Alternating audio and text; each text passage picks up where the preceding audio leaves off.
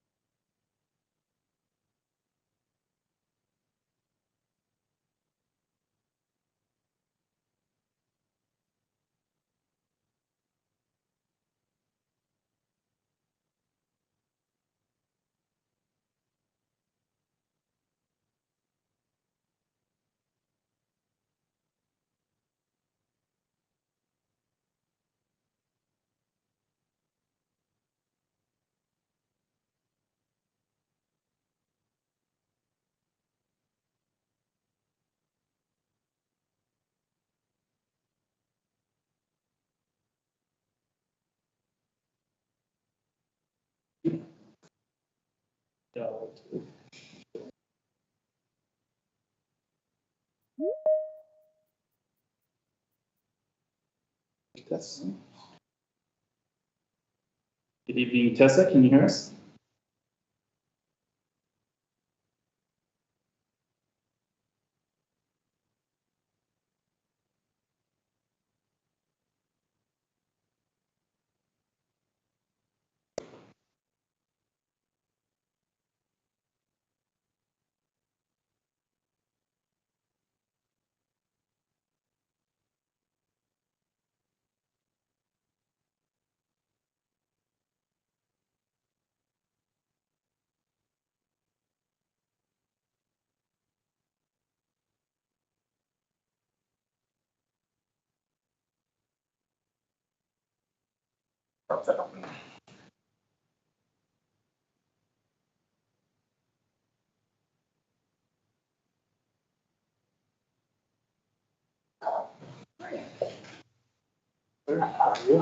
Is that Tesla right behind you? Yeah. Okay. Thank you. Hello.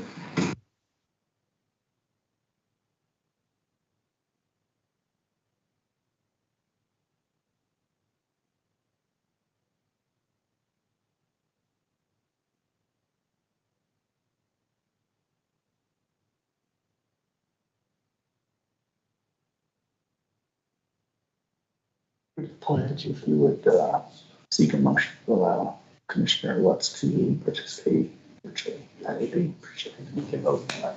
Okay.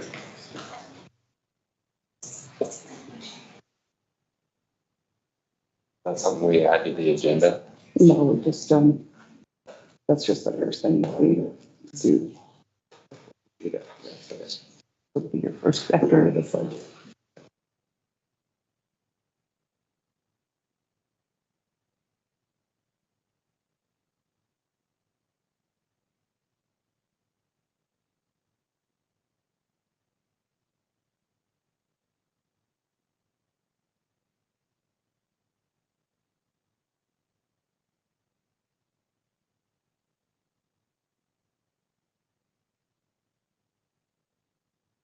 That's still locked. It's all right. I couldn't get the attention of a person.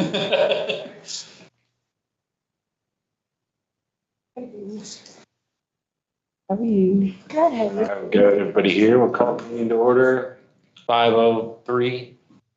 And we'll start with the Pledge of Allegiance. Pledge of Allegiance To the flag of the United States of America and to the republic for which it stands, one nation, under God, indivisible, with liberty and justice for all. Thank you. We have Commissioner Lutz online, and so we'd like to seek a motion to allow him to participate and vote online. I move to approve allowing Commissioner Lutz to participate online. I second that. All in favor, aye? Aye. Aye. Motion carries. Okay, then we have Thanks, an guys. agenda. Thanks, Michael. We have an agenda in front of us. Is there any amendments that we need to make before we move forward?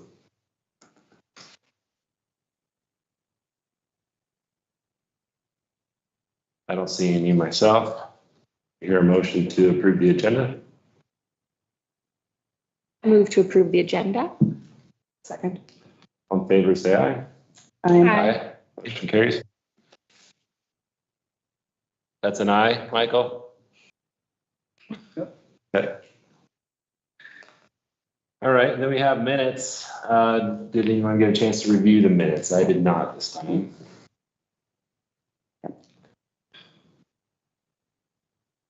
Anybody else I get a took a chance? look at them and they look good to me. Yeah. I don't have Judy's attention to detail though, so. I already sent stuff to you, Chelsea, earlier this month, so we're good. Good. Yeah. Motion to approve the minutes. And I move to approve the minutes for the June 2nd, 2025 planning and zoning meeting. I second that. All in favor, say aye. Aye. Aye. Motion carries. Okay. For the public here, we have a general public comment period next in our agenda, which is just routine. If there's anything that you want to talk about for planning and zoning in the town of Pinedale, it doesn't have to do with the upcoming public hearing. Anybody? Okay. Through that. So then that opens up the public hearing, which is the reason why y'all are here. So we have items D1 and D2. We allow town staff to introduce those to everybody. Sir. Chairman Wells, Commission, thank you for the opportunity. So before you today, there are two items in the public hearing. Both are related to the CTE building for Suffolk County School District Number 1, located out by the current bus barn site. The first is a variance application for the height of that building, and I'll give a description of why that variance is in here in a second. The second is the consideration of a special development plan for that lot. The only reason a special development plan is required is because there's multiple buildings on a single parcel, and that gives the town staff the ability to work with an applicant to make sure the water and the sewer and the necessary easements and those types of things are taken care of.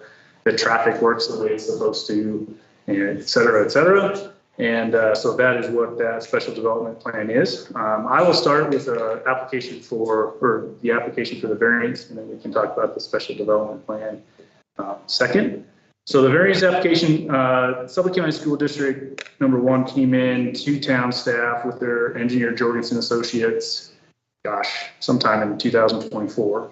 These projects of this scale, we typically spend a lot of time reviewing 30% plans and 60% plans and 90% plans and 100% plans. Similar to the hospital, it's quite the endeavor compared to a single family dwelling. At that time, we reviewed the application with them. We made a host of comments back regarding water, sewer, site plan improvements, and some on the building, but the building appeared to meet everything in the town of Pinedale standards. At the 60% review, the town reviewed our notes. They went through all the things we requested, and the school district made pretty much every change that we requested, from fire lane changes, the location of the fire riser room for fire access, emergency access, the widths of access points. They went through the whole list. In that review, town staff, this is my mistake. I assumed the building was the same. It looked the same. Everything about the building looked the same. Unbeknownst to me, it had widened just a little bit, 12 to 15 feet. And with that width, it took the height of the building from 34 feet and some change to 36 feet 9 inches, which is over the max building height in the C1 zone district in the town of Pinedale. As I was processing this commercial building permit about a month ago, I caught that mistake.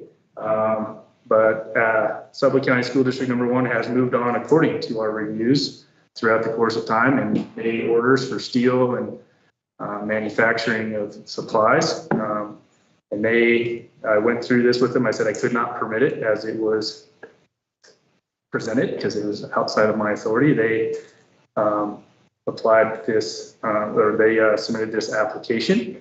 And so for clarity, the application before you was a variance from the max building height of 35 feet to 36 feet 9 inches. So about 1 foot 9 inch difference. That is the application in front of you. Typically, I do not weigh in much on variance applications. I allow you guys to weigh the seven necessities of a variance. I did work with Jorgensen and the school district to understand Can the building be changed? Seems like it'd be a very expensive endeavor at this point to change it. It would be my opinion that this variance are likely met, and it would be town staff's recommendation to approve such variance due consideration of the public and you guys today. So, Mr. Chair, I will turn it back to you. Great, thank you. Does the applicant have anything else they want to add to that description? Yeah, we've gone through, we tried to be up front as we went through trying to meet all the requirements and so forth. I think the challenges occurred when we added the building and trying to get the space up there for the mezzanines for our air handlers and other systems up in there and for space. And that's where the height grew. And so, and I have talked, that's kind of when it was brought to our attention. So we've ordered all the material, we've ordered the building. It'll be on site in October, right about the 1st, so we can get rolling on it. And that's kind of, we'd appreciate you giving some thought to that as you make your decision. Thank you. Okay, so seems pretty straightforward. Does the commission understand the situation? Yeah. I guess. Mr. Lutz, you hear everything all right? Yep. Okay. No problem with the hearing. Okay, so with the public hearing, we'd like to have a chance for the public to weigh in on what's going on. Do you guys have any questions, concerns, comments? Okay, please come up and say who you are for the record.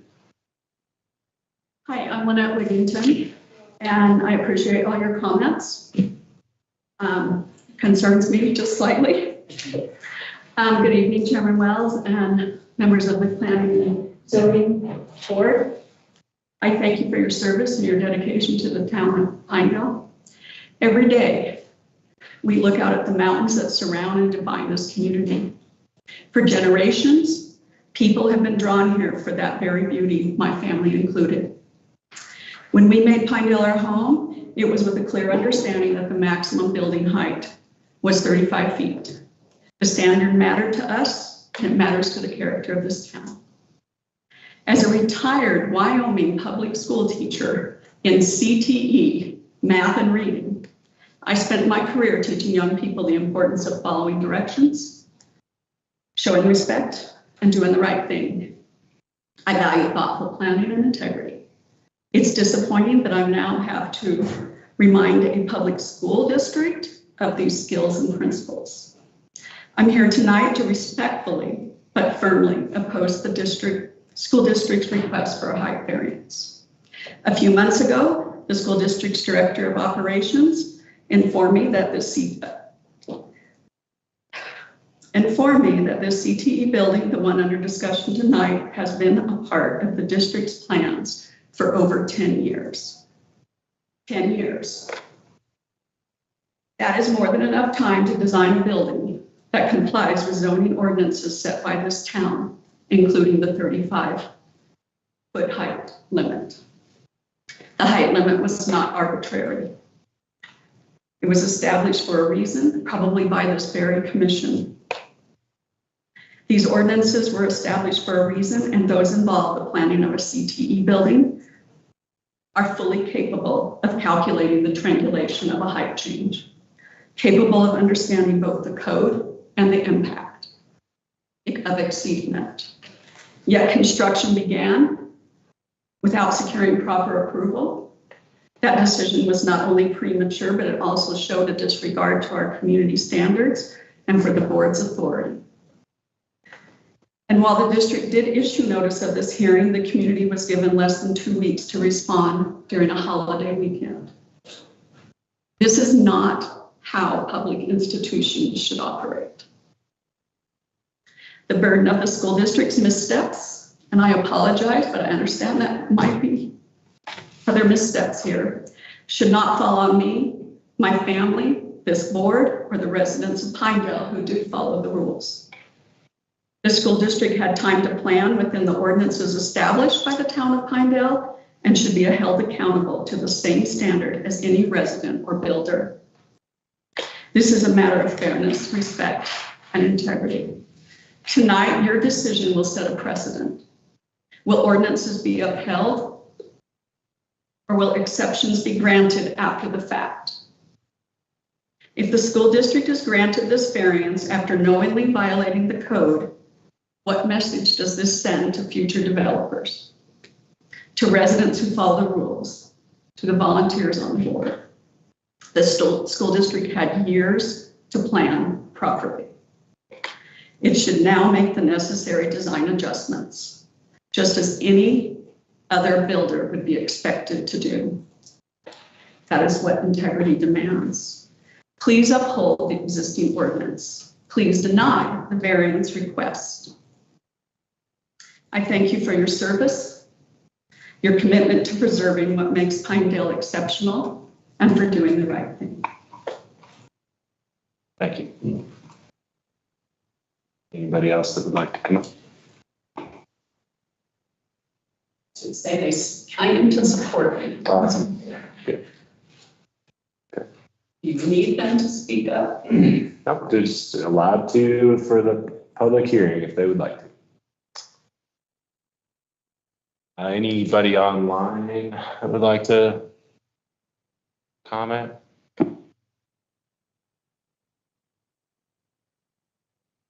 So then we'll move into a discussion on the board. As we all understand the problem. I guess my first question is, has there been an estimate of what the cost would be to change that architectural design? That the building is 6 months out. Us to do that. We won't get it built this fall. It won't be here in time to do that. What that cost is, I don't know. I don't have any background. But the, mechanical, all the systems are designed with that in mind. So to be honest, I don't know what the cost would be. I know there are costs with, just as there are costs with savings for us if we get the building done early, there are costs incurred if we don't get the building done on time.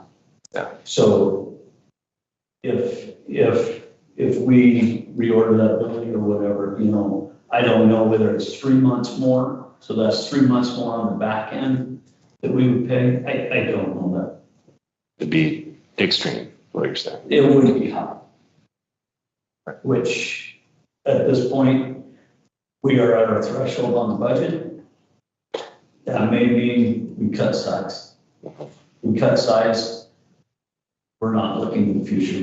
We've kind of made it as big as we could with the dollars we had. To reduce it would impact things for sure. Great, thank you. Any comments or questions from the board? May I ask a question? Yeah, would you please come up and tell us your name? Sorry. Maybe this is more for Boris and you guys.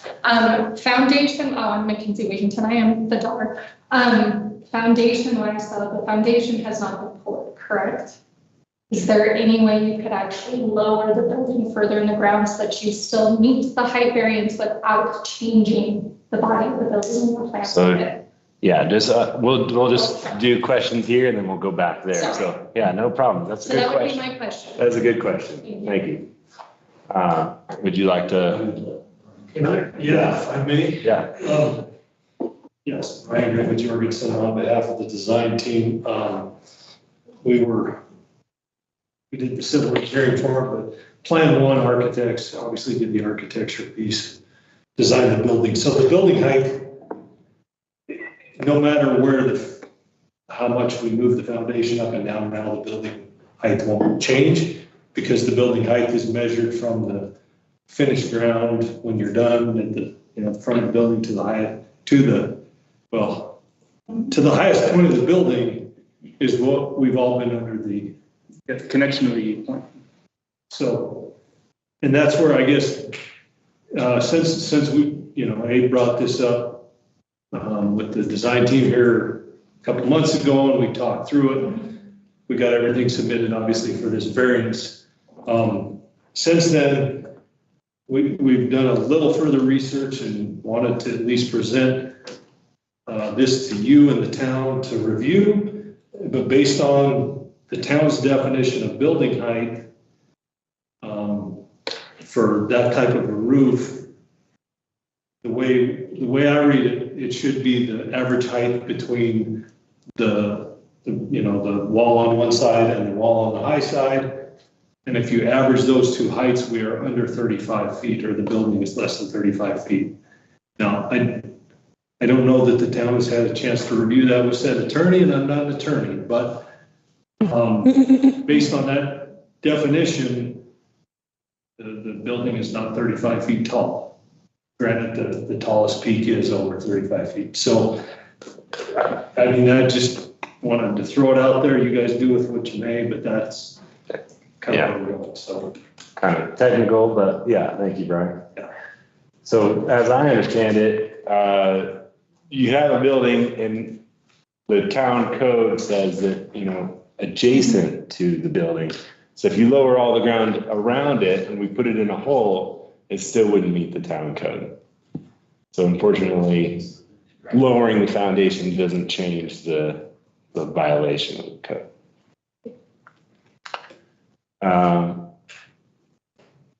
Any other questions, comments? There's the town. Second, nope, that's not. Right, there's the definition of building height. I'm gonna highlight to sure it's hard to read.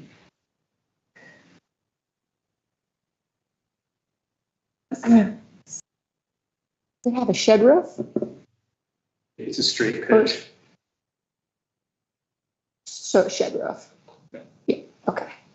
Which is not clearly defined in the definition. Sure. But it's not a gable, hip or gambrel. We couldn't say that. I would not constitute any of those. I wouldn't either. Yeah. Yes, sir. So did you have a comment? Please tell us your My name. name's Cecil. For the better part of my life, I've been a contractor. And the time period to me is crucial. 10 years on developing a project. I'm sure architectural wise, engineering wise, the school district has paid those guys off. They're professionals. They're the out front guys that set everything and get it going. And I think it's very sad that a decision that should have been taken care of at that level is laid on you guys to make the final call. This is something that you get paid very well to do when you lay those plans out and set it up. And just because you missed it or something got changed or whatever, it is their job to stay on top of it. Many times as a contractor, an HVAC contractor, so I dealt with the air handlers and all that. If we did something that wasn't right, and we missed something,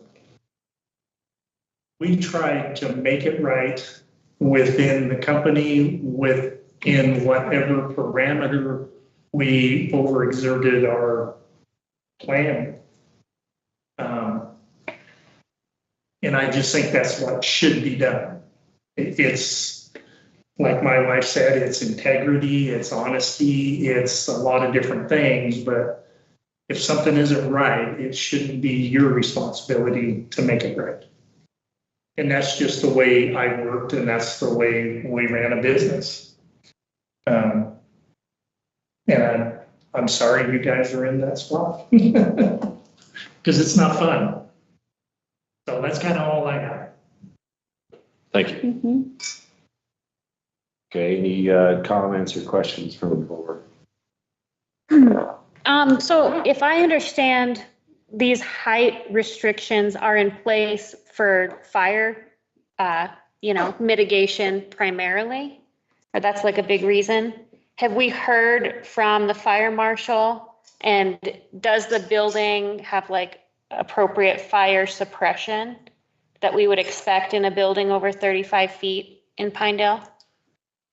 I can answer that a little bit, I think, Commissioner Manning. I do have full approval from the State Fire Marshal's office, which has reviewed the fire suppression system for the entire building. As far as they don't enforce local code, they enforce the occupancy level and the necessary fire suppression system for it, and that has all been approved. That was one of the conditions of our permit review at 90% is that they get that review approval done. I do have that. They have construction permit from the State Fire Marshal's office, but it does not consider like 35 feet versus 36 feet 9 inches. It just looks at their aspect of it. They don't look at local code. So Chief Cooper has seen the building, but Chief Cooper, I don't have anything from Chief Cooper as our local fire chief of the difference between I'm looking at the 30% plans was 34 feet 8 inches and the 90% plans was 36 feet 9 inches. So that's.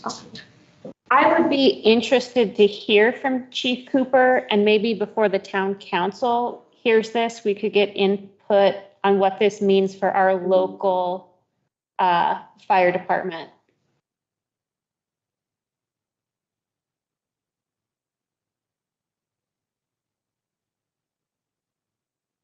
Any other comments? I had a quick question. Is there, if I proceed, Mr. Chairman? Go ahead. I'm intrigued by this idea that the building may be under 35 feet. And to me, that's sort of a preliminary question we have to answer. I'm really reluctant to grant a variance if a variance isn't needed because the structure complies with the code. And I understand it sounds like it's a question for the town attorney and has not yet been submitted to the town attorney. Is there any reason we shouldn't table this and first of all figure out, based on this idea of an average measurement versus the highest measurement, if I'm understanding the issue correctly, whether we even need a variance. The thing is, the standards for variances are very high, but it sounds like this is at least partially a completely innocent, but a mistake by the town. And it's also one that could be rather expensive and difficult to rectify if we don't grant a variance. It just seems to me like the first order of business is to figure out, is the building actually over 35 feet? Thanks, Michael. So, Mr. Gray,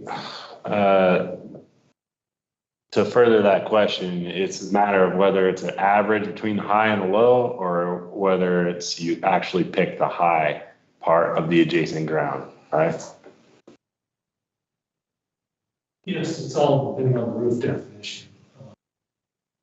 The height from the ground won't change. It's what's the wording in the definition? Or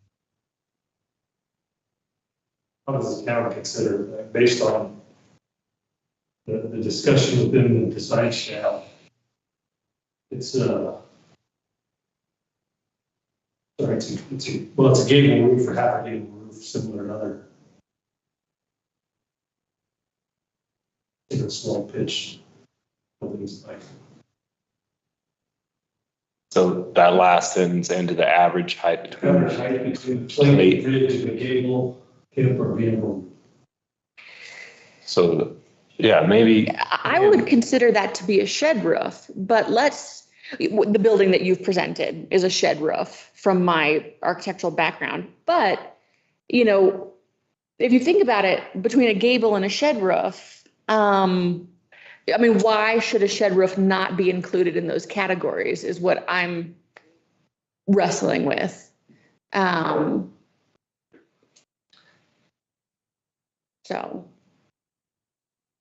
I would classify it as a shed roof. Right. Yes. Which is so half a gable. Yeah. But. Again, yeah. Yeah, I wouldn't interpret gable to mean shed though, offhand. So. So the point is that shed roof is not mentioned under either of those categories. Yeah. So, Yeah, it's hard to classify this within the definitions included in our spec. okay. Yeah. Okay.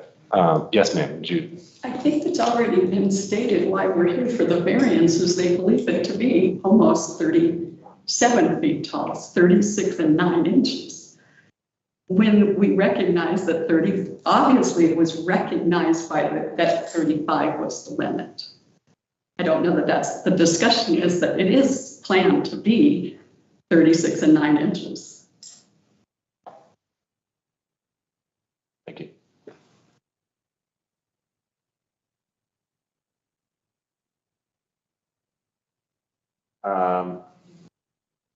So, Judy, you've been pretty quiet over there. Do you have anything you want to add? I'm really torn on this one. Okay. I think Michael has a good point. I mean, we wouldn't give a variance if a variance isn't needed. We've advertised it as if the variance is needed. This idea of the definition changing things is a new thing that's come up. I don't feel comfortable making the call personally on that without input from Ed. I'd be in favor of tabling it. So we can get. I wonder if, sorry for jumping in on you there. I wonder, Abe, do you think you could refresh us? I know there's some number of times it can be tabled or some sort of requirement. I want to make sure we don't accidentally result in denying it. What are the requirements for tabling a variance request, or can it be done per the code? A second.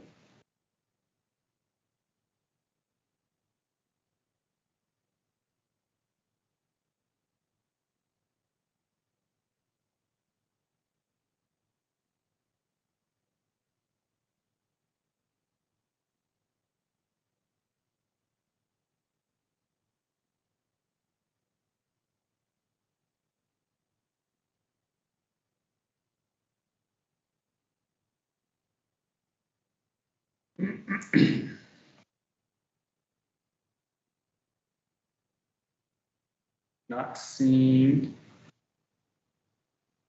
within the variance definitions of 160-26. I'm not seeing any language that structures tabling or manages tabling in any fashion. I know what you're talking about. Likely, I believe it's for subdivisions. I think it's in subdivisions and possibly in zoning amendments.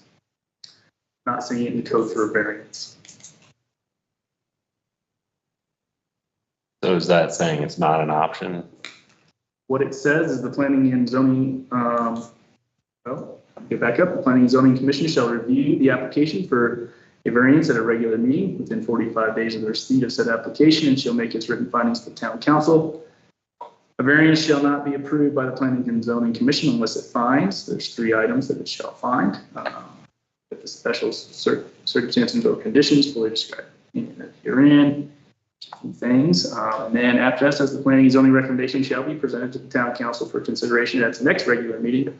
Town council may act on the recommendations of the planning and zoning commission at the meeting that was presented or may delay decision until the next regular scheduled meeting.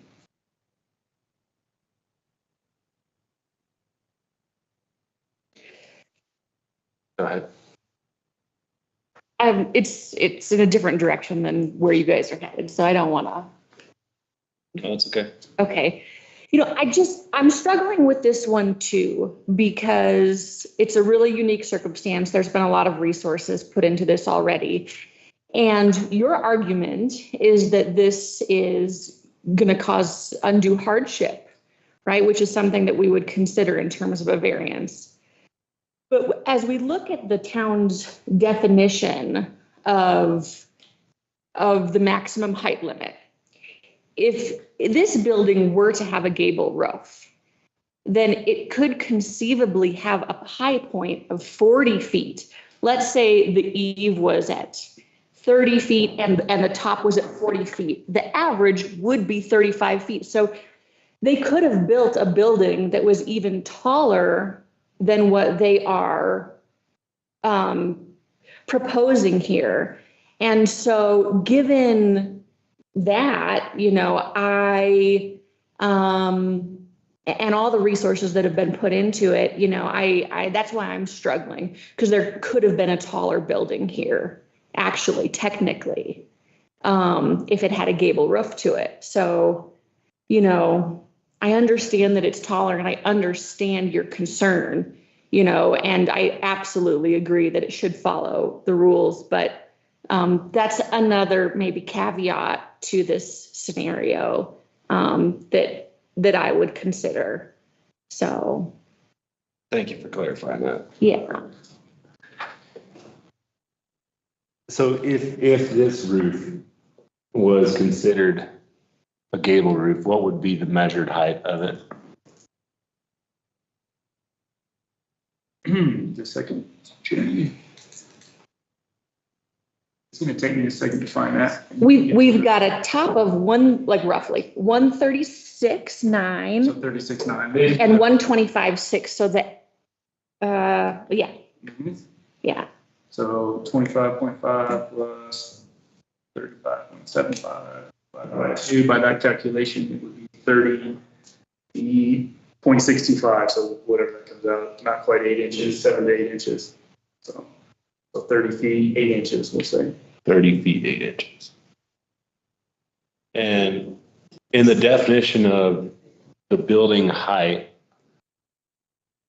the other category was basically just flat roofs. It says flat roofs and or gables, gabrels, and hips. I don't know the difference between all those. Can you help us? Yeah. Do you have the drawings, the elevations in the agenda packet? Maybe I can kind of gesture or draw a little picture here. Does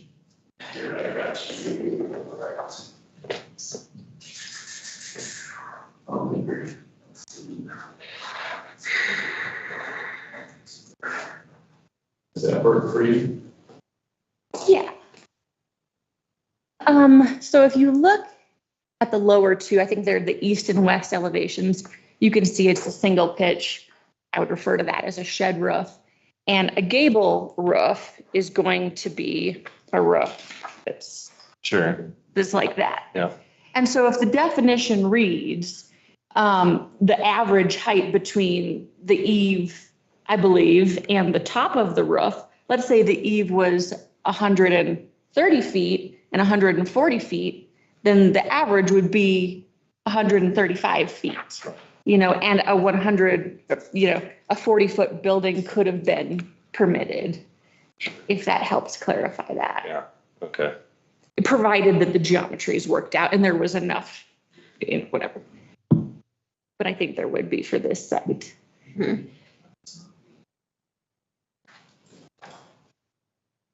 Well, I guess, knowing how our staff has moved forward on this in the past months, you know, I do believe that we're looking at the need for variance here. I mean, that's how Abe has interpreted that. And we know that the architect did as well. I think they were consciously keeping this building under 35 feet at its highest point during most of the planning. So I certainly think Ed should weigh in before this goes to town council again. But I'm convinced of the need for a variance based on the architect, engineer, and our staff. I've spoken. Yeah.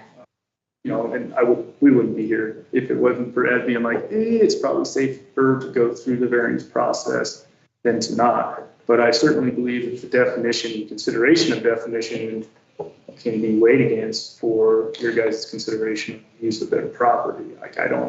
But I wouldn't have brought it here if Ed didn't say, hey, it'd be safer to go through the variance process than to make an interpretation that's hard to make through the definition that we have. It doesn't specifically define a straight pitch roof or shed roof. Right, thank you. Okay, yes, ma'am.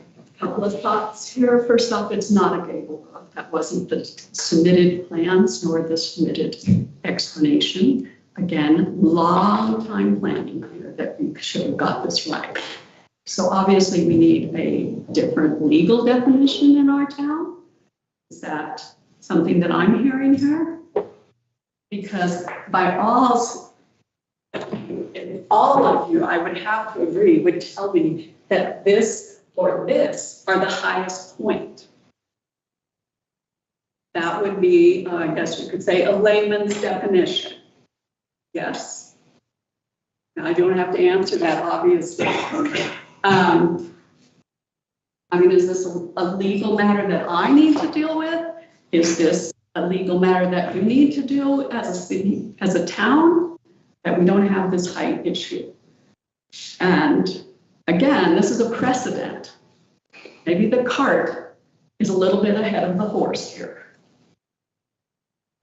Ma'am, thank you for your comment. I just have a couple questions. So I understand your view is right behind the building. What is the difference between a 35-foot angle from your house to a 36.8-inch angle? I didn't bring those calculations with me. I should have. I assumed that didn't need that. I'll be glad to do that in the future. I need you to know up front, I'm not opposed to education, not opposed to the building. I understand it belongs to the school district, the land. I'm opposed to not following variances and not following ordinances and asking for variances in hindsight. And I think that, like my husband said, that puts you in a very difficult situation. But there's a lot of educated people here, and it's not personal. This is not personal to any of you. But it's long-term for our community. I understand. And would you give me the variance as an individual? Or is this a different situation because we're dealing with organization and much bigger money than I have? No, we definitely take the variances very seriously, and we have the criteria that we look at, whether or not it's self-imposed. And I think in this case, it's not self-imposed because town staff approved it, thinking that it hadn't changed. And so that was not their fault. That is a major difference in my opinion. Now, the rest of the board may not agree with me on that. But yeah, I do share your concern about variances, and we do treat them seriously. It's not something that goes without thought. And so thank you for your comments. Thank you. I would just like to add that we do give variances to individuals as well. And in some cases, we have given variances after the fact because, say, for instance, a house was built too close to a sideline or something. We understand that it would be extremely, difficult and expensive for the person to move an entire new build. So those are things that we do give variances for on occasion if it is warranted. I'm very sympathetic to your situation though, and I'm torn which way to go here as well. Whatever happens here will be sent on to town council. I'm also on town council, and I would ask, would you be okay with me coming out to your property and looking at it from your view?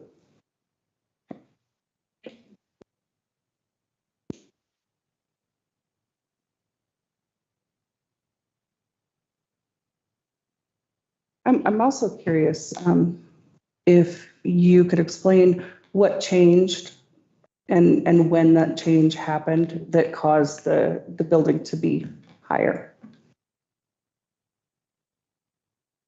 I don't know if I can introduce myself. I'm Gerald Flutiger, the Director of Operations for the district. So we, as we, it's been referred to, we have been at this plan for 10 years, not this plan, but to build a CTE building, to build as much as we could. We've been in the design phase before. It grew too much. We couldn't afford it. We pulled back. Boards changed, perceptions changed. those kind of things. The board had put this money together years ago to do this process. So we finally got it off the ground. And so the planning itself changed to where the height grew. It happened. We started talking about enlarging it just a little bit in December. Okay, at that point, it went back to design to do those things, and then it was brought to Dave after that for approvals to see, you know, where we were, how we were doing, if we needed to make some changes, where things needed to be, those kind of things. But the board decided to expand the building a little bit in the summer when they were going. So as I understand this, you know, with the roof, if I was to put a lip on the front of that building, it would no longer be too high on the front of that. Am I wrong in how I understand that? And turn it into a gable by dropping a piece down for the water to run off, and then it wouldn't be too high without changing anything? Technically speaking, you're not wrong. As it does say that. That's what it seems to me like if we did that. Again, there's an expense, there's windows changes, there's everything, but if we drop that down, it would no longer be over the limit. Just that's another piece down to the side of that. But that's where we haven't had a full response from town attorney on where this went, because it's not any of the four categories. But that was then turned into a gable. Right. Instead of a half a gable. Yeah. So if we brought it down right there on the front without changing the height, we now meet the requirement without a variance. That's right. Yeah. Right. But of course, of course, this board has to just very strictly interpret the code. So we can't even imagine if there were a gable on this roof. No one picture it. It's not about half or whatever. You know, you can never understand. I mean, always things are going to come up, and I appreciate you taking the time to talk with us about it. Do you have any other questions for me? No, but in response to that, though, it's also not a flat roof, right? And the other thing is like, so it's not mentioned at all in the building height. Mm-hmm. So then does it not apply at all to the building height regulation? I think it's one of those things, right? So yeah, it's where I apologize for this is our town code. It's old, and we find this quite often. I think the reason we consider building height at all in the spirit of the law is for public safety, for public welfare, certainly, and for character of the town and the effect it has on adjacent properties. Sure.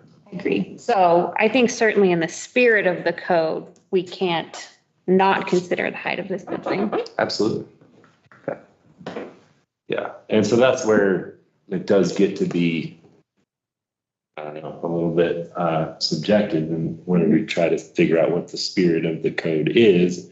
And ultimately, as you all should know, that comes down to what the town council decides. If we make a recommendation, town council gets to decide what they actually move forward with.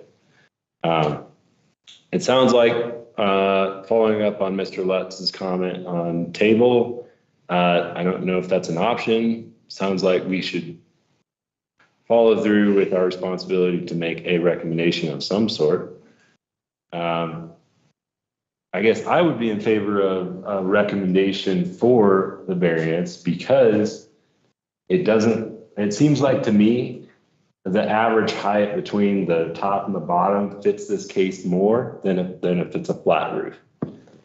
That, and also because it was town staff's mistake, the applicant didn't make the mistake on their own. That's kind of how I see it. But with a big hesitation on that recommendation is that we need to have the town attorney weigh in on the building height definition on how this is gonna. So I guess, I don't know how you all feel about that, but that's kind of where I stand on this still. I'll tell you where I am. I don't think I can vote in favor of a variance tonight for two reasons. One of them, in the code, we need to know that the circumstances have not resulted from any action of the applicant.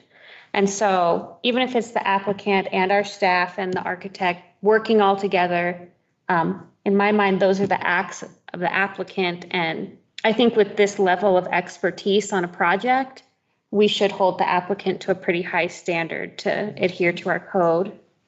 And also I'm concerned that it would be detrimental to public welfare until I hear from our local fire department. Because if it's true that they can fight a fire if it's 35 feet tall, but they cannot fight a fire on a 36-foot building, I think that's information the town council should consider. So there's just two requirements for a variance that aren't met in my reading.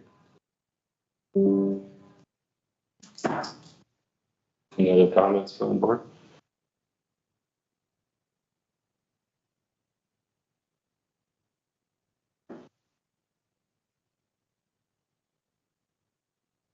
I think personally, I'm not comfortable making a decision one way or another without some of these questions answered. So if a motion is made, I plan to abstain. And mostly because I will be making that decision on the council level, and I don't want to come down on one side or the other when I just don't have all the information yet. I'm very sympathetic to your cause. I'm also very sympathetic to the school. I think, I think this was an innocent mistake. I don't think it was intended to be a problem. I'm sympathetic to the fact that our staff, who is, I will say, overworked, missed this. So I'm not finding fault on anybody's part. But I am concerned that we don't have some of these answers. Like, until we know how we're supposed to interpret this roof, how can we make a decision? So that's where I'm at. Those are good points.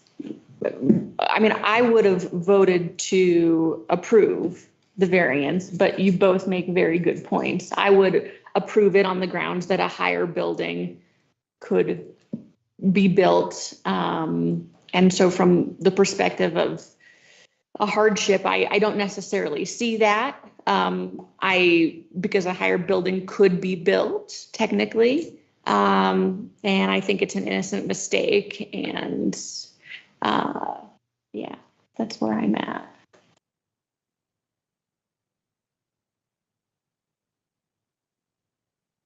Mr. Lutz, do you have anything you want to add? Stepped away for a minute. Mr. Chairman, point out the max building height in the town as a whole is 45 feet.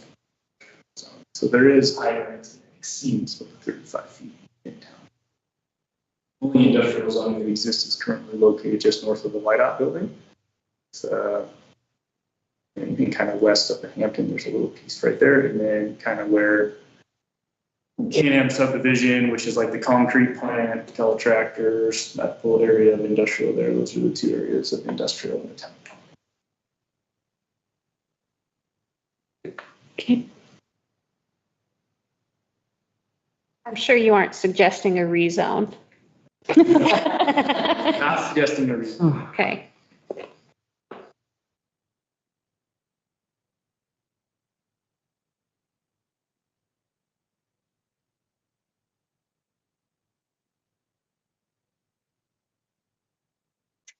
For whatever it's worth, I really want to second Judy's comments. To me, granting a variance is very consequential. It's precedent setting.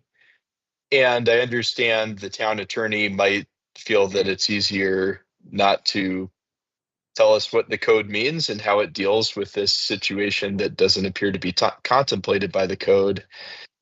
But it's also pretty consequential for us if we give or withhold a variance and it really was never determined whether it was truly necessary to take that action. I think that if, I'm forgetting what procedure it is, that there's real rigorous requirements about tabling, but if there's nothing in it, I believe the Robert's Rules of Order govern in general our conduct, and they permit tabling. And I think we should table this and figure out, if there is any height requirement, and if so, what it is for this type of roof. I've heard the argument that everybody assumed the building is over 35 feet. And I guess on that point, my question would be to the school district, if it's determined that per town code, their building is under 35 feet, would they then withdraw their variance on the grounds that it's unnecessary?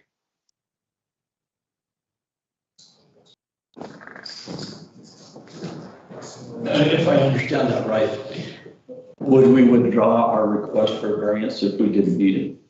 Is that what you asked? Right, because I think the argument is, well, everyone was operating under the assumption that the building height is over 35 feet. It was only sort of realized later that the code is quite ambiguous when it comes to this particular type of roof. If the town attorney gave an opinion that your building is under 35 feet, would you then accept the town attorney's determination? Yeah, we would withdraw the variance if we didn't need it. It kind of come up as I and Brian were talking in the design team as we were going through that. It's like, oh man, there it is. And so we started talking about that. So we went through the thing with the code and those kind of things. And we thought, you know what, we're going to be safe. We're going to bring it, be above board. I doubt if anybody's going to go out and measure it, and it's still pretty vague how you do it. So, we thought, we need to bring this to you guys and to the city so everybody kind of knows where we are and what's going on. I hope I answered your question. Mr. Chairman, I would emphasize, we wouldn't be here if the attorney had told me, hey, this is the definition. He's leaning on the Planning and Zoning Commission's job to interpret the code and provide recommendations to the town council of what the appropriate interpretation of the code is. If that is the average of the two, is that the absolute peak? Is that the ceiling? What is that definition? How does it focus and fit within the town definition?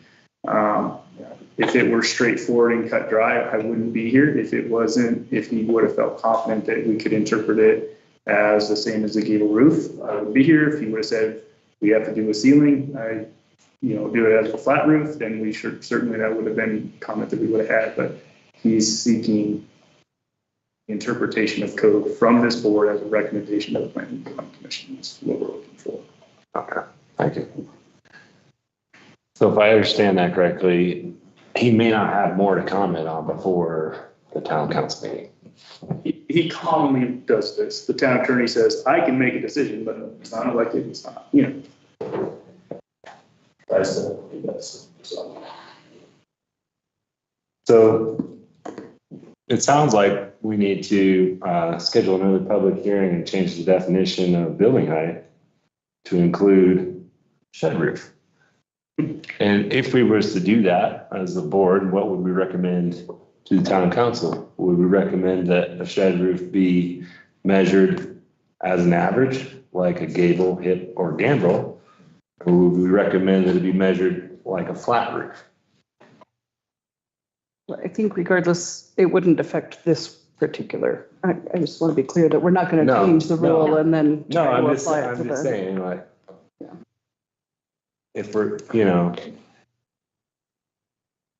I think that would take quite a lot of more information and more research into how it's done in other places and what the common way of measuring that would be. Yeah, agreed. It's not really an opinion thing. It's more of a. So if we were to change it, it might change altogether and not just.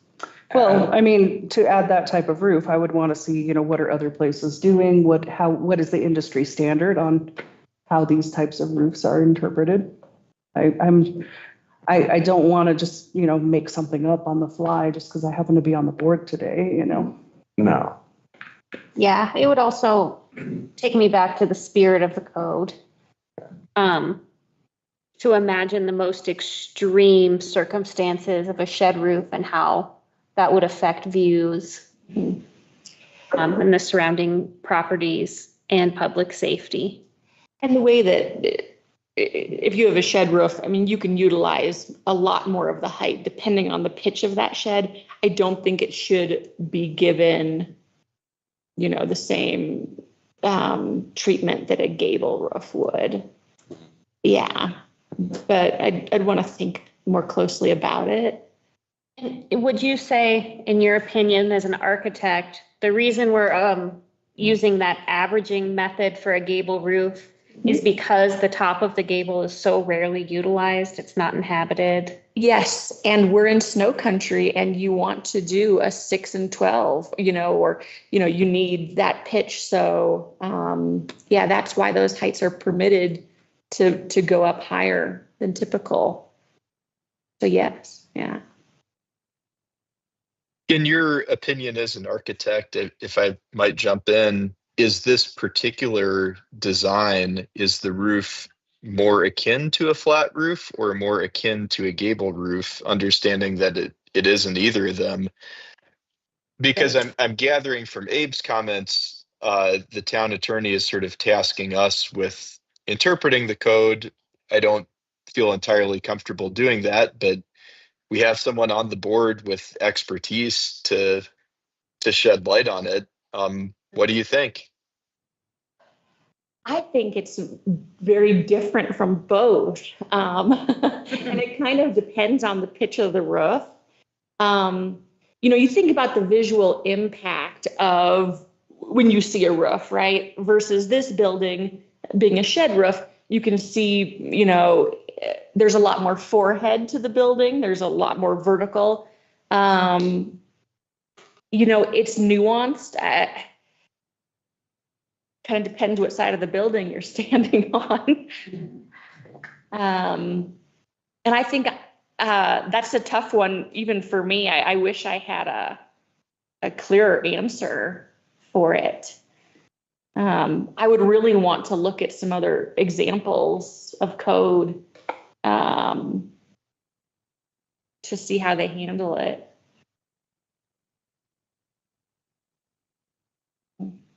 The way I'm looking at this, the taller side is to the south, is that correct? Okay.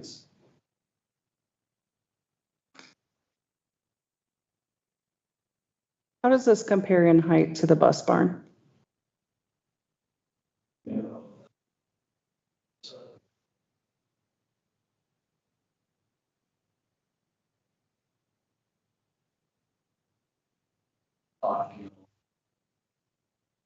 Same side, you've already got one there that's this high. Mm-hmm. I just don't know. And again, it is a gable roof. So it's gonna be interpreted differently, but the heights themselves are probably really close to the same, but I have to go measure, so I can opt in with that. But it's really close to that.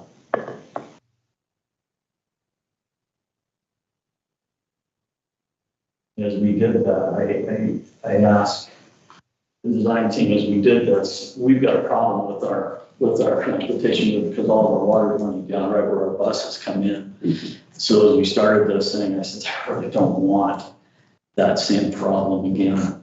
And so that's kind of why we went with this look. And it's kind of in now anyway, but we wanted to keep that water off of the front of this building because it plays its havoc. We're having to put a lot of ice melt system on that anyway. So we really needed something to keep that away and help us.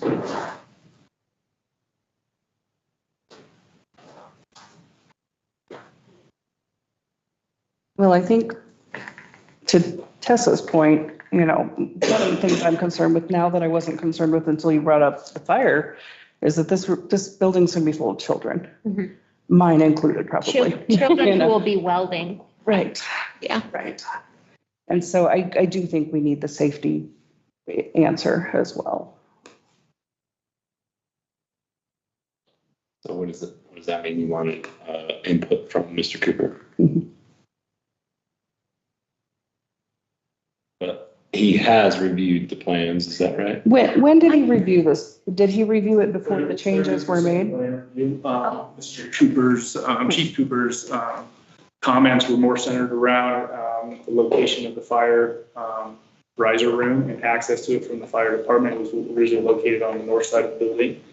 It was moved to the west side, based on his comments, and some of the width of accesses for fire trucks to get in and out, location of fire hydrants. Those were his comments kind of. The 30% would have been before the change was. That was at 30% design. He has received the 60% plans, the 90% plans, the 100% plans. We have not received comment back. Largely, I assume he's looking at the changes that he had recommended at the 30% review. He has had an opportunity to review the plans, we just have not received them back.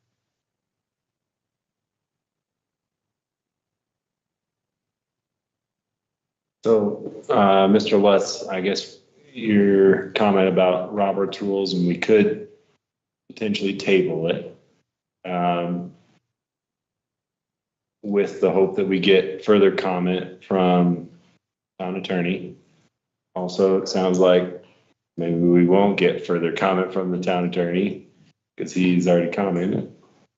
So would there be another reason to table it?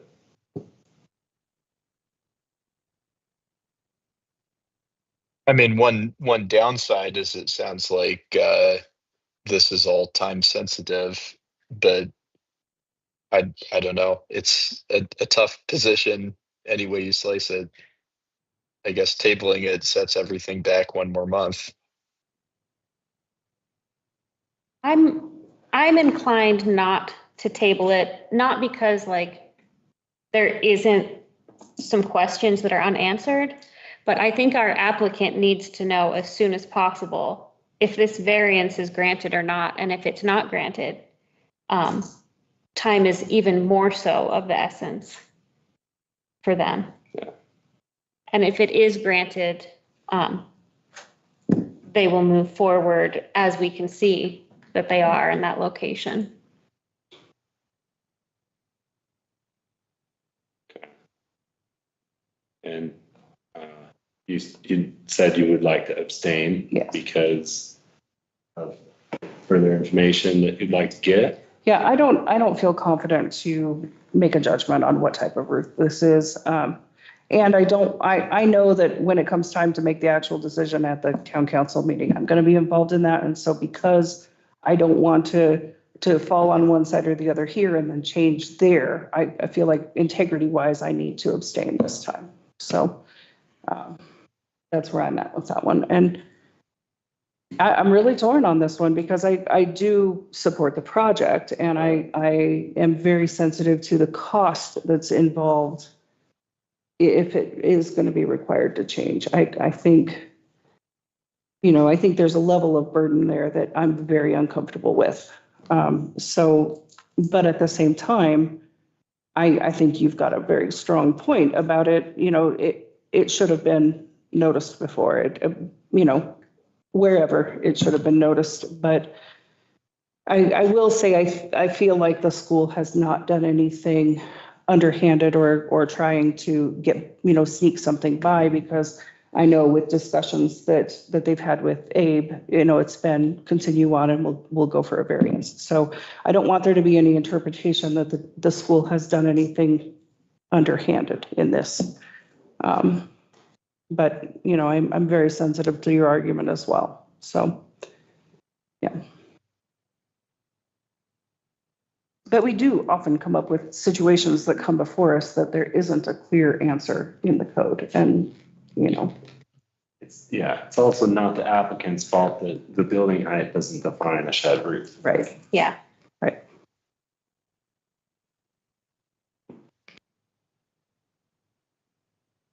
I think if we had that information a little sooner and could have looked into what other places do, and maybe that's what it comes down to, for me at least, is, to see how are shed roofs typically handled in other, codes and things. What is the industry standard on that? Because that to me would give me more input on, do they tend to be treated more like one versus the other?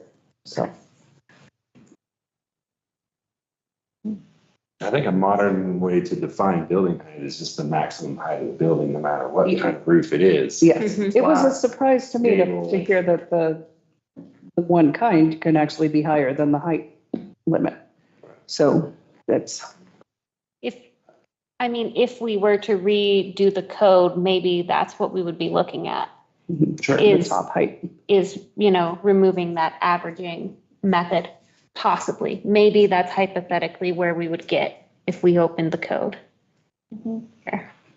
Absolutely. And maybe the architect could speak to that, but it seems like with today's designs, architectural designs, you should know the highest point of the building that you're designing, whether it's the chimney or the peak of a roof, what that is and whether or not it qualifies. Typically chimneys are not counted, vents, any kind of roof penetrations like that. It's more the roof itself, the structural highest point. So anyway, that's a long discussion for another day, But I also think the point that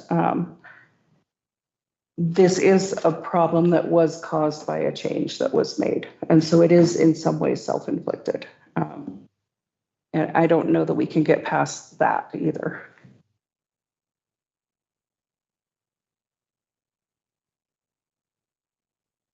okay. Are we ready to make a motion or where are we at? Any other further comments?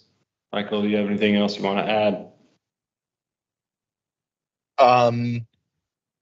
No, maybe one thing, I think Commissioner Manning, you were pointing out something in the code that shed light on a condition created by the applicant in combination with other actors. And I was just trying to pull up that language, but could you remind me what you were, what that was again you had pointed out?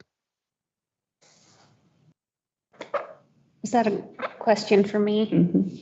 Mm-hmm. So under section 160-26, there are the 3 requirements that Planning and Zoning Commission needs to meet, and then there are the 7 conditions which the town council needs to find.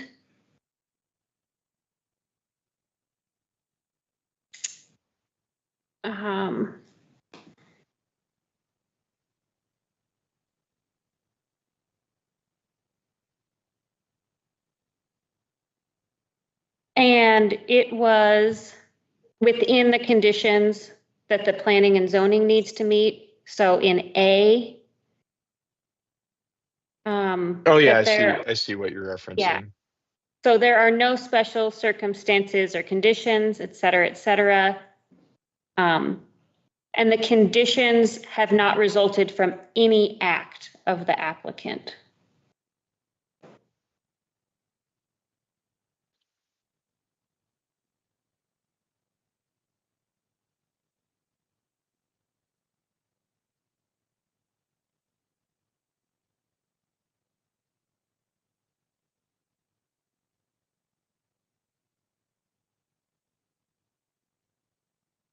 Yeah, but for me also in this reading, I think this application meets most of the requirements of a variance. Certainly, I think almost all of the requirements are met, but the code says that they have to all be met for us to find that a variance is warranted.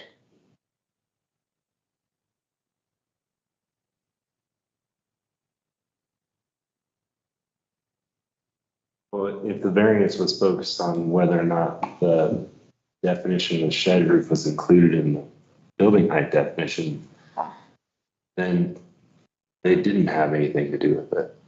That is an excellent point. So there's a few different ways that the variance could be looked at.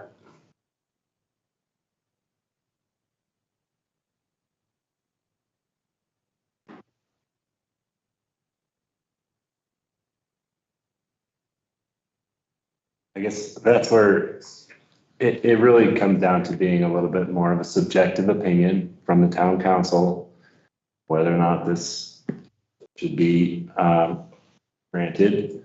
I think for what we've done here tonight, I think it's been good. Thank you for all your comments. I would like to move on with the public hearing.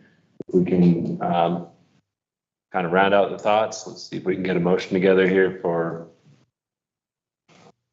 the applicant. Did we come to a consensus on the local fire department's take on the building height? Do we have that input yet? So just the fact that he reviewed and commented on 30% plans, and then he received and didn't comment anymore. I see. On the rest of the plans. Okay. So he has received with no further comment. And at 30% design completion, were we under the 35 foot? We were still there. Mhm. Okay, okay. So, And I'm okay with that being a condition that we request I of see. in our, a recommendation. Okay. I do think that should be answered before it goes to town council. Agreed. Yeah, specific. Yeah, and Specifically. for me, that's because we are protecting the general welfare with this part of the code. And that's another requirement of finding a variance, is that this variance won't harm general welfare. Okay. That's my only question. I feel like if that could be a condition, I will be voting to approve the variance.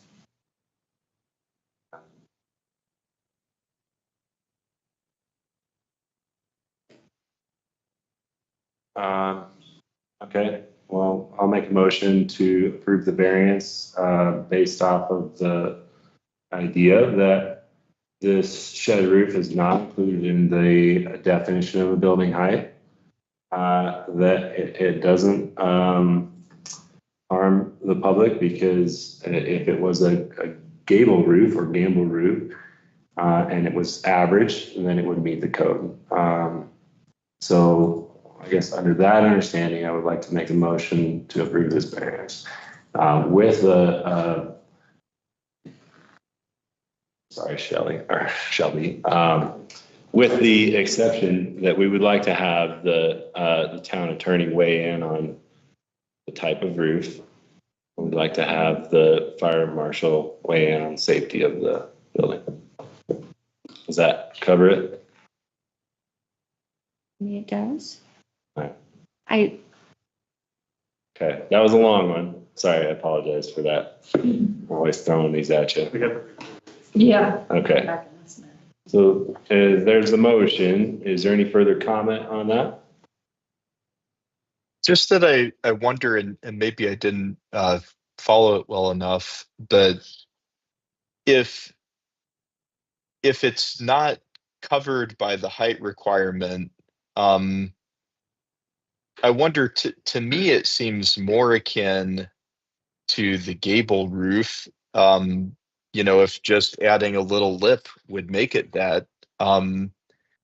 So I wonder if the move is to deny recommend denial of the variance just as moot, because it seems to meet the height requirement. There's a gap in the code. I think we need to figure out which of the specified roofs it's most analogous to. And if kind of the reasoning is it's most analogous, and maybe I'm not even picking the right one because I know nothing about roofs, but was it the gable that it's similar to and a lip would make it into? correct. Yes. So to me, I mean, I wish our architect here had been able to definitively answer it, which I realize there's just no definitive answer. But if I, had to pick one, to me, it seems most similar to the roof that it almost is, with just a tiny modification. And I don't even see a variance as necessary for that reason. Right, that's a valid point. Abe mentioned that Mr. Wood thought of that, and basically. I mean, I wouldn't be here if Mr. Wood would have said, it's this, interpreted as such. He always seeks the opinion of the council on stuff it's not cut and dry, right? So It's not. Which is not the fault of our applicant. That was the point of my motion. We do have a motion. Would you like to second it, or can we withdraw the motion?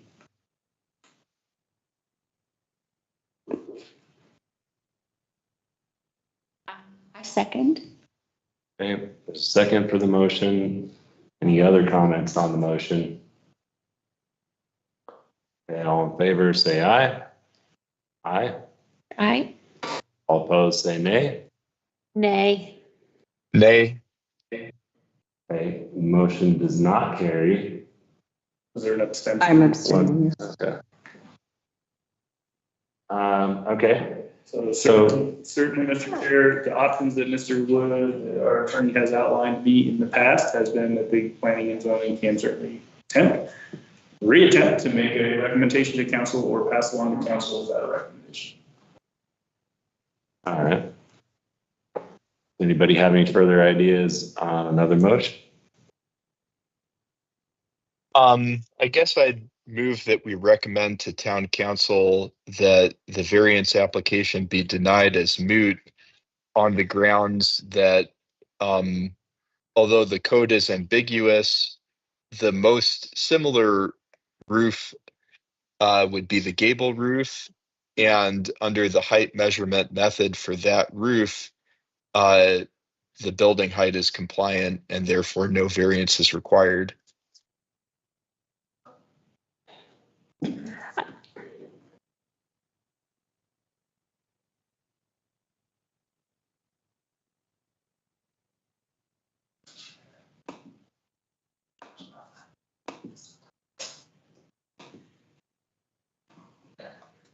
Okay. That was the motion. Is there a second for that motion?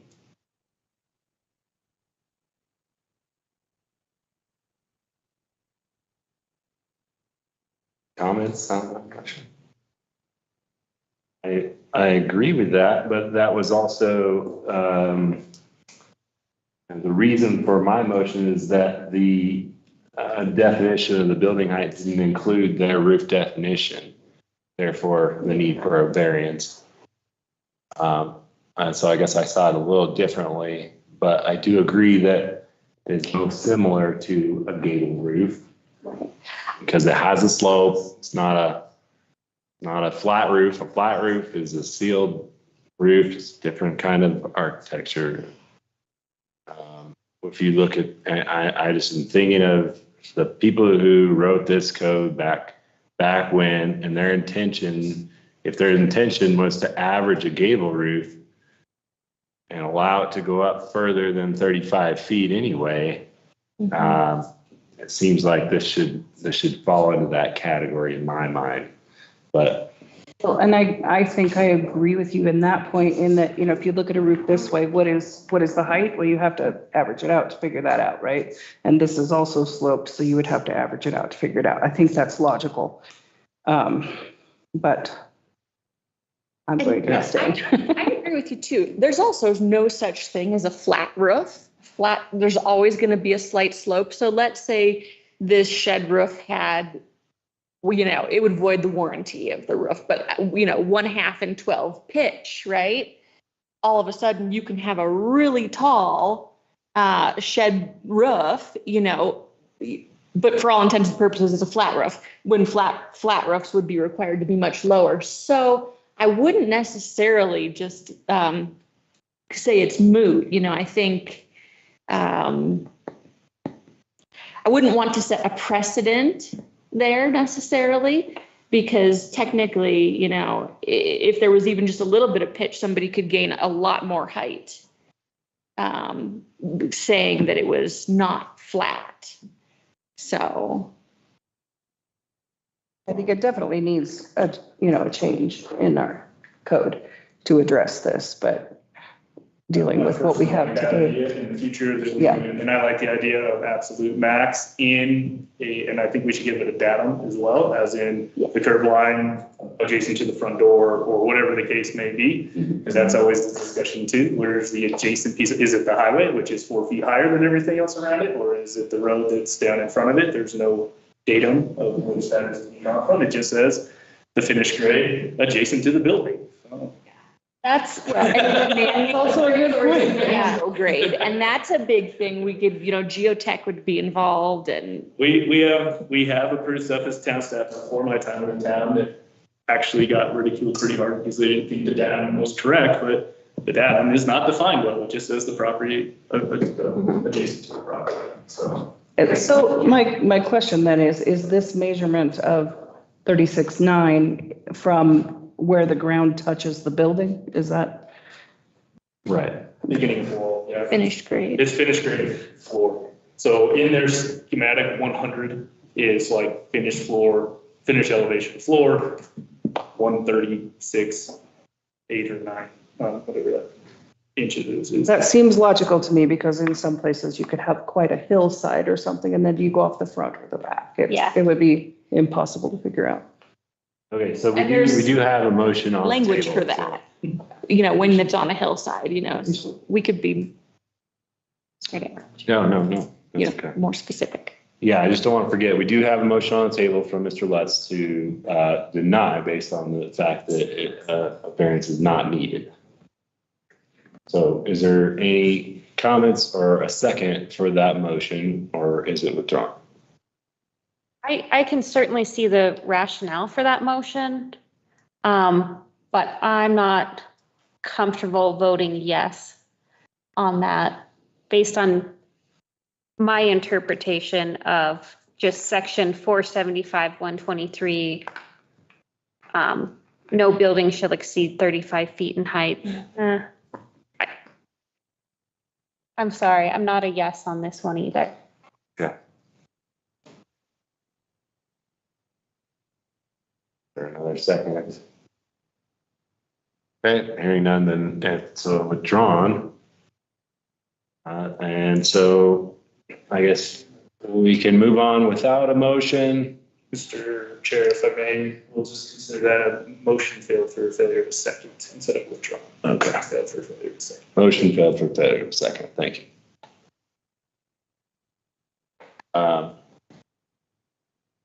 So I think it would be good for us to provide some kind of recommendation to the town council. I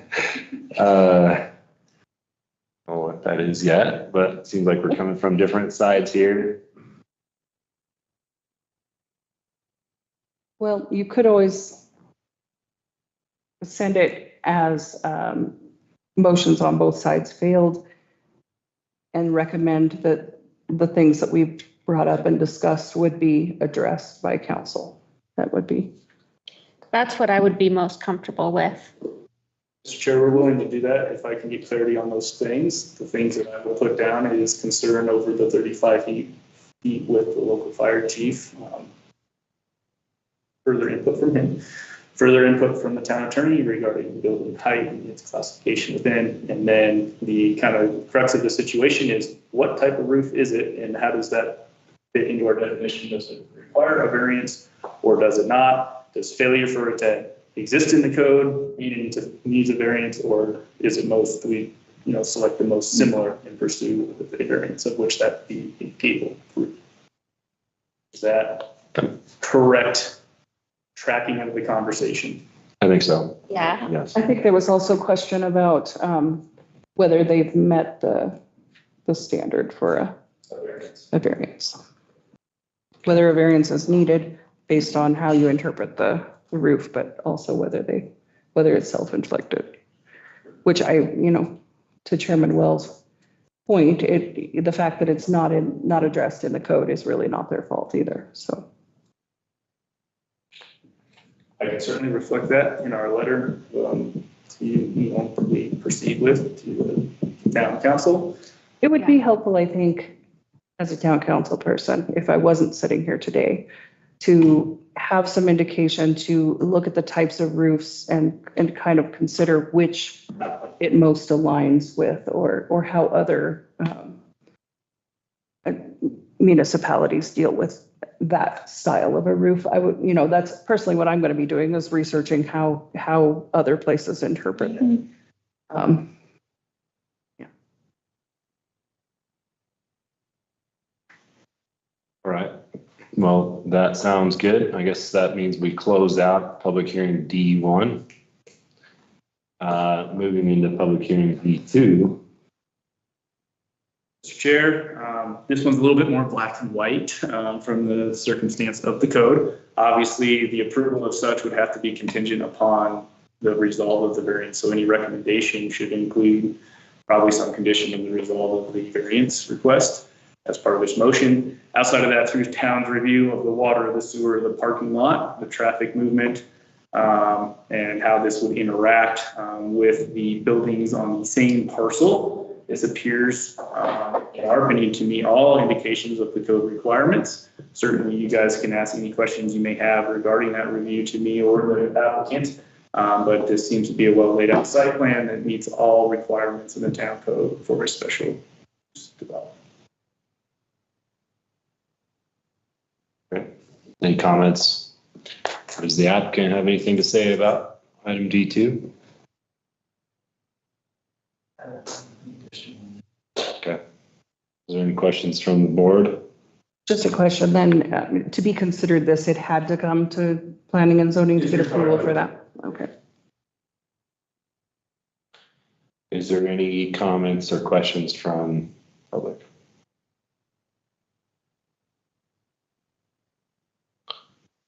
Okay, we're all tired of talking already, I guess.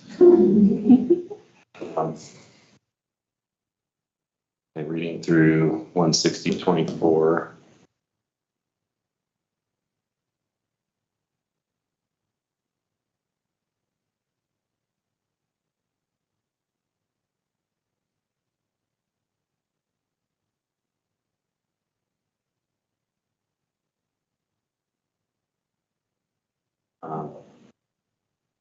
Seems pretty straightforward.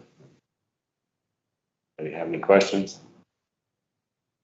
Seems like the most logical path forward for this one. Yeah, just a comment. I'm a yes on this. I think it's an easy yes. This is a really unique location. And it just so happens that, the town is already like using part of this lot. So I definitely like the idea of the town being involved in this special development plan.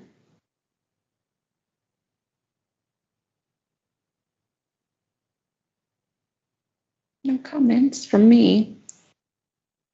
Mr. Lutz, any comments? Nope.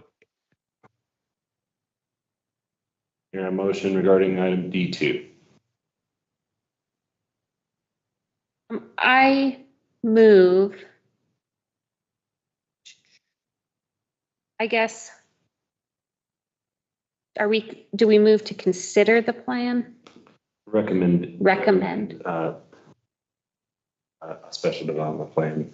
I move to recommend a special development plan for the construction of the Career Technology Education Center by SCSD number 1, located at Bloom Lot, Division Lot 2.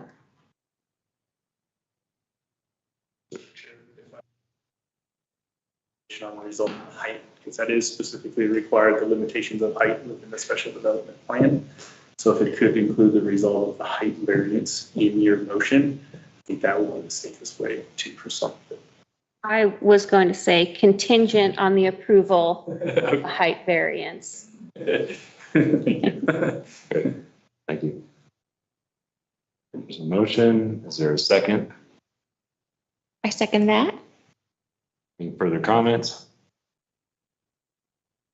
Hearing none, all in favor, say aye. Aye. Aye. Motion carries. Great. That closes public hearing D2. And moving into agenda item E. Do we have any new business we need to discuss? Okay. Moving into F, old business. We're still supposed to be researching plan use development. For those of you who don't know, we've been talking about coming up with plan use development code for the town of Pinedale, and we've been working on it. And this is a tough season for everybody in here, so we haven't been working on it during summer. So that's a wintertime project. But it is our goal to come up with a land use development code for the town of Pinedale code. I don't have anything else to add on that. Do you? Anybody? No? Okay. Moving into the planning and zoning report. Is there anything else? Mr. Chair and Commission, it's been a relatively slow last month for planning and zoning as far as new building permits. We have been working to resolve the deed restriction language on both of the variances with deed restrictions attached to them on kind of denser developments south of here for apartment buildings have been approved by the town council and contingent upon those deed restrictions. So the town attorney has been working with both developers in crafting those deed restrictions for affordable housing units.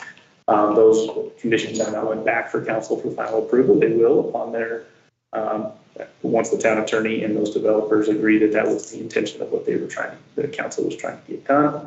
At the same time, us as staff have been working with both of those developers for water and sewer and state fire marshal review and all of the things that come and are required at the time of this building permit.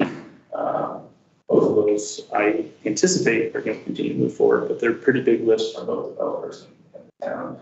Outside of that, we did get approval from the council and we did get the grant. We're going to a complete digital permitting software and process, and we have signed the contracts and returned them back to Granicus.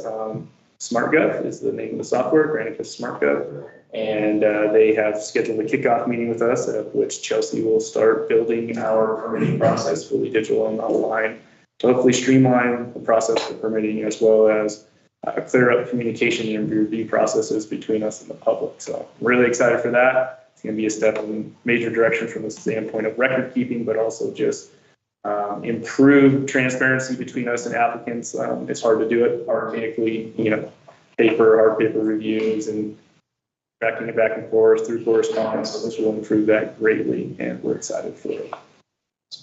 It will take about 4 months to stand up that software. What we're being told from SmartGov. Cool. Thank you. Appreciate that. All right. Agenda item H, any commission member comments in general?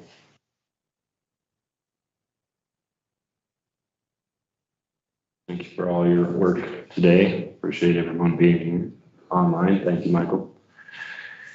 Okay, then our next regular meeting, August already. Would be the 4th. August 4th is our Monday. Mm-hmm. Does that work for everybody? Yeah, it should. So is it likely going to be a public hearing? At this time, Mr. Chair, there is no indication of any legal notification requirements or public hearings at the August. We leave it at 5 p.m. Wouldn't hurt since it's the summer. You never know what might come up. I don't mind. Yeah. Yeah. Okay. August 4th at 5 p.m. We'll schedule it there. Thanks everyone for coming. We're adjourned.